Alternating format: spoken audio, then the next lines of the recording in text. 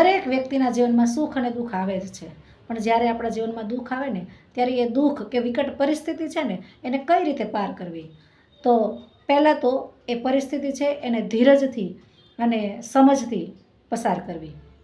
બીજી વસ્તુ કે ભગવાન ઉપર ભરોસો રાખવો, કારણ કે દુઃખ પછી સુખ આવે જ છે.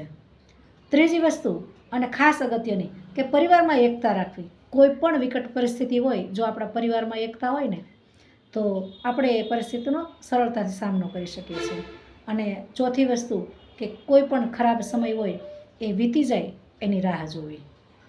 ઘણી વખત ઉતાવળમાં અવળા પગલાં લેવાઈ જાય છે, તો આ 4 બાબતનું જો આપણે ધ્યાન રાખીએ ને તો એ દુઃખ પણ જતું રહેશે અને દુઃખ પછી જીવન જેમ પરિવર્તનશીલ છે ને એમ સુખ પણ આવશે.